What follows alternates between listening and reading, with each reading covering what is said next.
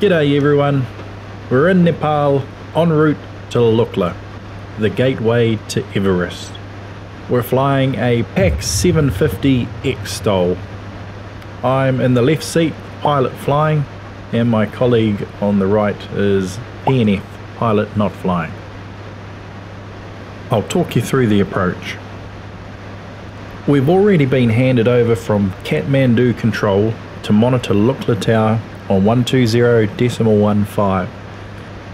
We're unable to contact the tower yet as we're obstructed by mountains, but we monitor the frequency and communicate with any outbound traffic. Kathmandu control will pass any traffic information before our frequency change.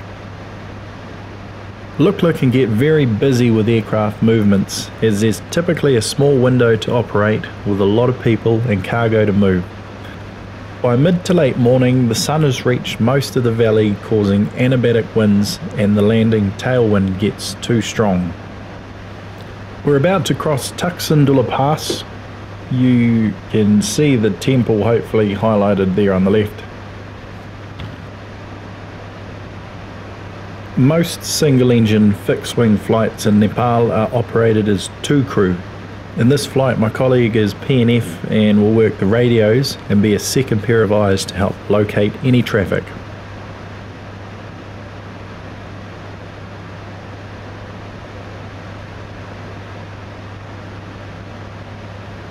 We're now in an area known as north of Paplu and Gumba.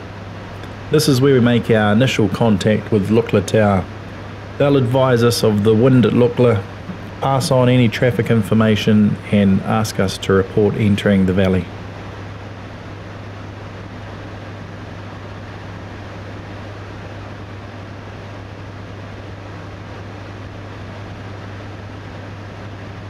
For our navigation, we have two Garmin GPS systems, an EHSI, second VOR and an ADF.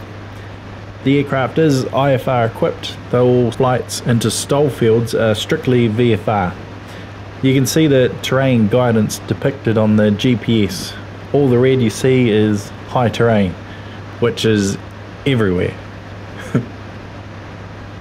Once we cross this ridge, we'll begin our descent and start getting set up for our approach.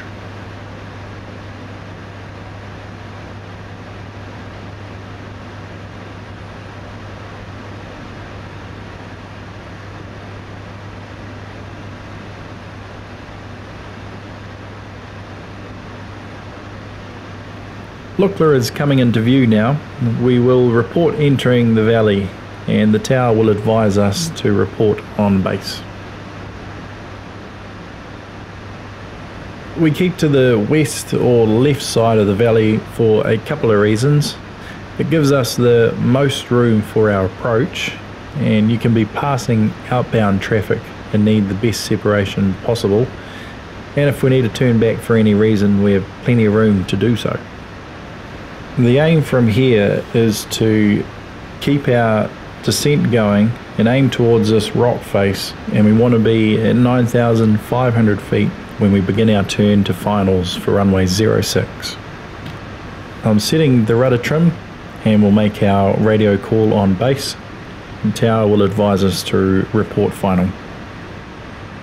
I'm a little lower than I want to be here, so I'll keep my speed up just slightly and lower my flaps to nudge us back on profile. And I just did our final checks, prop, fuel, flaps, brake. Now we're perfectly set up as we turn on to finals. Our go-around decision must be made early here. About when we cross the Dudkoshi River below, we should be at 9,300 feet and stable. If not, we'll veer right initially, then make a left turn through 270 degrees and head back down the valley.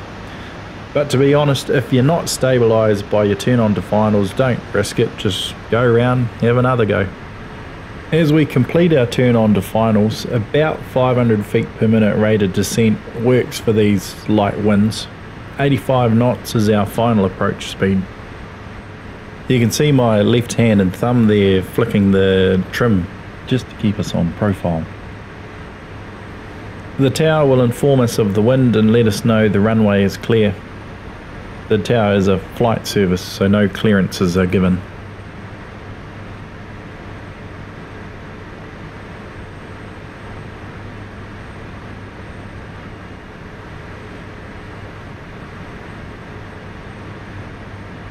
As we approach the threshold, I'll keep power on initially during round out and flare just to keep elevator authority, then into beta on touchdown. It's about now all the claps and cheers start and your ego goes through the roof. But this flight's a cargo flight with beer and noodles. Yeah, they don't clap. As we pull into the apron, flick the lights off, you'll see there's a Dornier ready to go, so we'll follow behind them to keep out of each other's way. It can get very hectic here during rush hour. The idea is to look for the guys in high vis for taxi guidance and wingtip clearance. You'll be able to see them in front of the building shortly. And I'll just keep an eye on the wingtip of that Dornier as it goes past. Pretty handy being the only low wing aircraft in the country. Everything else is high wing. And there goes our guys guiding us around.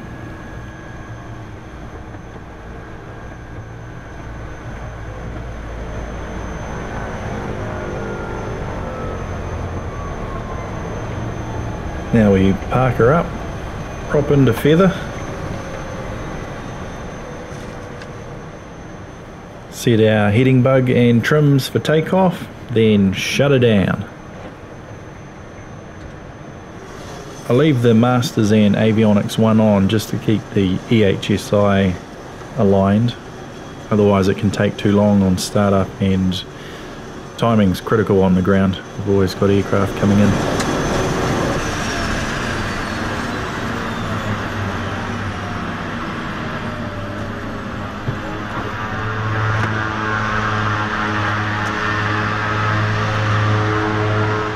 Can you see the chopper there coming in from the left of screen? Once she's landed, the Dornier will take off.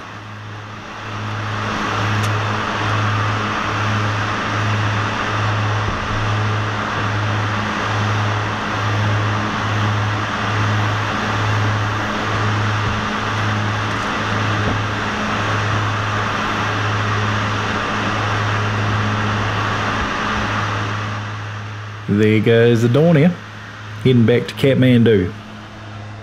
The PNF is filling out the flight logs. Meanwhile, I'll be talking with our load manager about the return flight cargo, if any.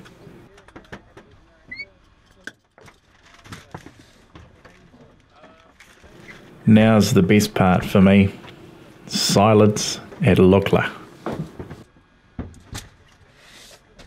I'll have a few minutes to myself, sip a cup of tea the Kai and ground staff have made, admire that view, catch my breath before jumping back in for the return leg. During peak flow, you're allocated only 5 minutes of ground time because there are aircraft literally on approach wanting your parking spot. With cargo, we try to time our arrivals between the passenger flights to maximise ground time and reduce the workload on staff. Flying in the Himalayas brings many challenges and must be treated with the utmost respect. Discipline is mandatory. Do that and you'll be rewarded with some flying you simply could not experience anywhere else in the world. I hope you enjoyed the ride. Hooroo.